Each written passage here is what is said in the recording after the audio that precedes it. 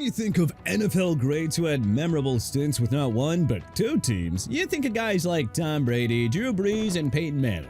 But you know, not all NFL greats flourished after changing teams late in their careers. They looked naturally out of place in a specific jersey and probably wished to remove all memories of that club. So without further ado, here are 10 NFL greats who played for surprisingly strange teams.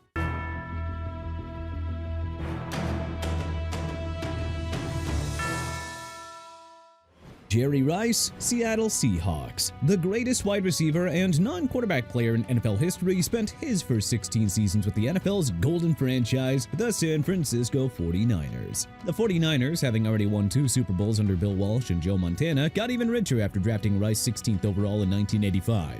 Rice became the new face of the 49ers franchise from there, propelling them to 3 Super Bowl championships during his Hall of Fame career.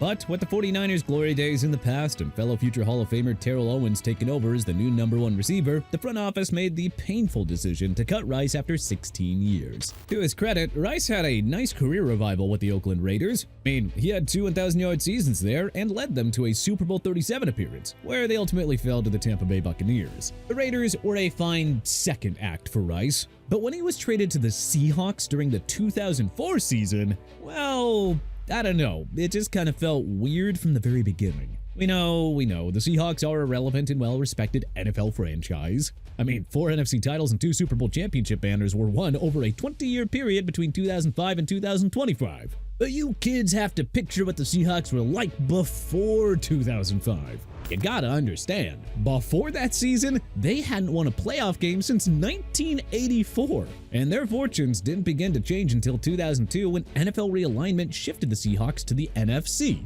making room for the expansion Houston Texans franchise to become the AFC's 16th team. Oh yes, it was very, very weird when Rice landed with the Seahawks. The NFL's GOAT at the time just never looked quite comfortable there. He caught 25 passes for 362 yards and 3 touchdowns as a Seahawk, retiring after the 2004 season. Emmitt Smith, Arizona Cardinals. Ask any NFL fan born in the 21st century if they know who Emmitt Smith played his final 2 seasons with. Can't blame anyone if they go with the Dallas Cowboys. We'd guess less than 10% would be able to correctly guess that the Cardinals were the last team he played for. The NFL's all-time rushing yards and rushing touchdowns leader was the backbone of the Cowboys' 90s dynasty that won 3 Super Bowls over a 4-year period between 1992 and 1995. 4-time rushing champion, played his first 13 NFL seasons on America's team from 1990 to 2002, and in his final 2 seasons with the Cowboys, Smith rushed for 975 yards and 5 touchdowns, falling just short of the 1K mark for the first time since his rookie year. Knowing Smith's best days were behind him, the Cowboys made the difficult decision to release him in 2003. Smith wasn't on the open market for long, as the Cardinals unexpectedly scooped him up on a 2-year deal. Smith's first year with the Cardinals was hampered by injuries, but in his swan song 2004 campaign, the NFL's rushing king showed some of that old juice again with 937 rushing yards and 9 touchdowns. It has now been more than 2 decades since Smith played his final NFL snap, and to this day, seeing him in a Cardinals jersey still just doesn't feel quite right. Unitas, San Diego Chargers. Long before the likes of Joe Montana, Peyton Manning, Tom Brady, and Aaron Rodgers arrived, Unitas held the title as the greatest quarterback in NFL history. After a failed tryout with the Pittsburgh Steelers in 1955, Unitas joined the Baltimore Colts in 1956. Following year, Unitas had earned his first of 10 Pro Bowl selections after leading the NFL in passing yards and passing touchdowns. The Golden Arm became the NFL's best quarterback from there. He won 3 MVP awards and led the Colts to NFL championships in 1958, 1959, and 1968. Unitas also led the Colts to their first Lombardi Trophy, defeating the Dallas Cowboys in Super Bowl V. But in that game, Unitas was knocked out with a rib injury and replaced by Earl Morrall.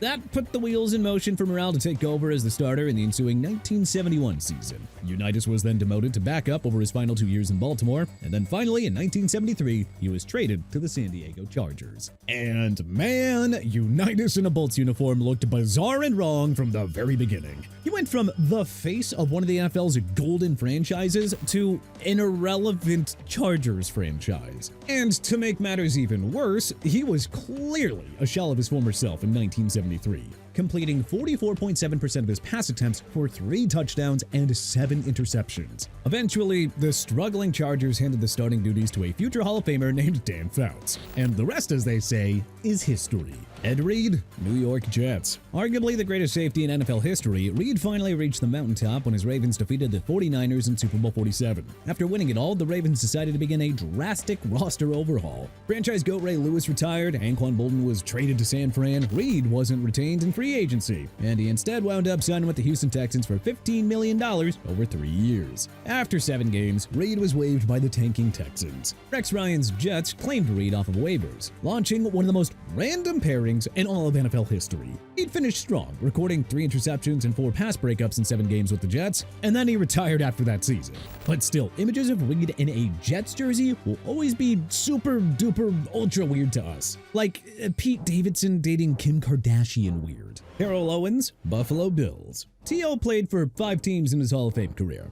Everyone knows about his storied 8-year tenure with the 49ers, and his rocky 2-year tenure with the Philadelphia Eagles. And I mean, for better or for worse, nobody forgot about those 3 years Owen spent with Tony Romo and the Dallas Cowboys. I mean, that's his quarterback. And because his 1-year stop with Chad Johnson's Cincinnati Bengals was such a hysterical flop, it's hard to forget the photos of T.O. in the black and orange. But the Buffalo Bills, where he played there in 2009? Arguably the best wide receiver of the 2000s, really played for one of the NFL's most dysfunctional franchises. Who the heck was their coach? Who was the quarterback? Can anyone even name another player on those 09 Bills? But yeah, it's true. In his penultimate season, Owens caught 55 passes for 829 yards and 5 touchdowns with the Bills. Hey, you know, not too bad for a 36-year-old who was stuck on a unfathomably bad Buffalo team.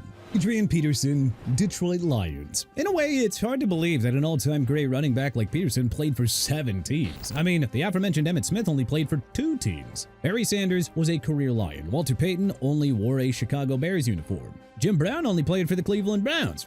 I think you get the idea by now. Peterson spent his first 10 seasons with the Minnesota Vikings, of course, and fans unfortunately remember his first post-Viking season in 2017 that was split with the Arizona Cardinals and New Orleans Saints. And of course, we all remember his 2 bounce-back campaigns in Washington and AP splitting his final season with the Seahawks and Titans in 2021. But you're telling me that this dude played for the Lions in 2020? On what planet? Our planet? Oh. All right then. Yeah, apparently AP signed a 1-year deal with the Lions ahead of the 2020 season. Even though they were a mess that year, a 35-year-old Peterson still rushed for 604 yards and 7 touchdowns. Darrelle Revis, Kansas City Chiefs. Revis spent 8 of his 11 seasons with the Jets, where he carved out a Hall of Fame career. Between his 2 Jets tenures were 1-year stints with the Tampa Bay Buccaneers. And, forgettable. And of course, the New England Patriots. Which, jackpot. Revis won his only Super Bowl ring with the Patriots in the 2014 season. After winning it all, Revis returned to the Jets on a multi-year deal in 2015 free agency. Now, Revis' second stint with the Jets only lasted 2 years. He was released after a dismal 2016 season that saw him get lit up in coverage time and time again. The 7-time Pro Bowler went unsigned through the offseason before the desperate Chiefs signed him to a 2-year deal midway through the 2017 campaign. Revis played just 5 games with KC and was clearly well past his best before date. Thus, he was released after the Chiefs' wildcard round loss to the Titans and retired soon after. Randy Moss, Tennessee Titans. Minnesota Vikings fans fondly remember Moss in his first 7 seasons with the club. His second go with the Vikings in 2010? Well, don't worry about that. Everyone knows about his somewhat short but sweet 3 seasons and a bit with the New England Patriots.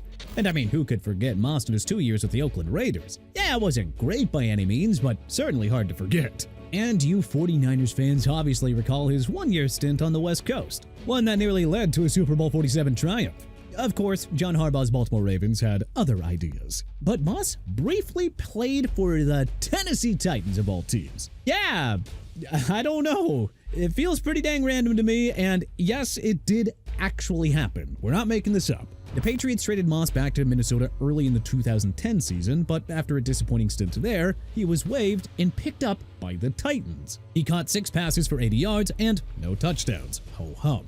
Not that he was lights out when he returned to play for the 49ers in 2012, but at least Moss made the odd big play here and there and went to the Super Bowl. A bit more eventful than anything he did with the Titans. Deion Sanders, Baltimore Ravens. Sanders is one of the rare legendary athletes who is synonymous with not 1, not 2, but 3 NFL teams. kind of like LeBron James. King James is synonymous with the Los Angeles Lakers, Miami Heat, and Cleveland Cavaliers. Primetime is best remembered for his storied tenures with the Atlanta Falcons, San Francisco 49ers, and Dallas Cowboys. Sanders spent his first 5 seasons in Atlanta. Then, he joined the 49ers in 1994 free agency, won his first Super Bowl, then signed with the Cowboys in 1995. Sanders won his second ring that year and would stay with America's team throughout the 1999 season. Now, some of you might remember that Sanders spent 1 season with Washington in 2000, but after completing just 1 season of the 7-year, $56 million deal that he signed in free agency, Primetime retired.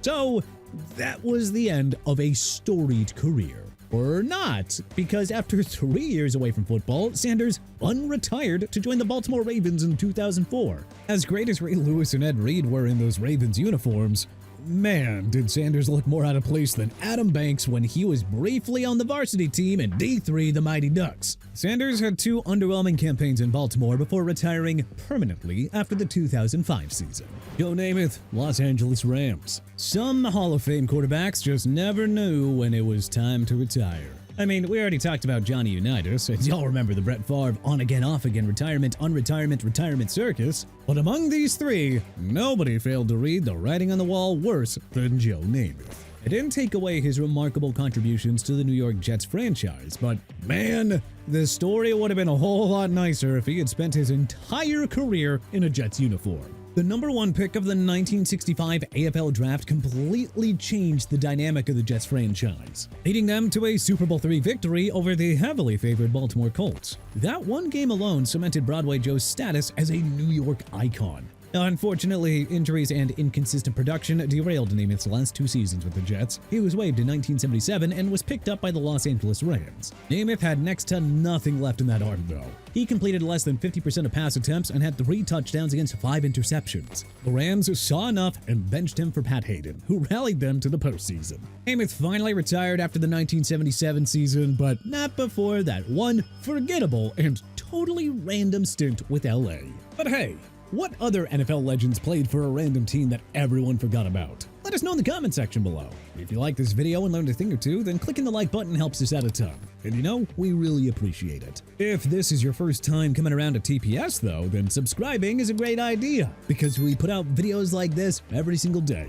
But as always, thanks for watching, and we'll see you guys next time.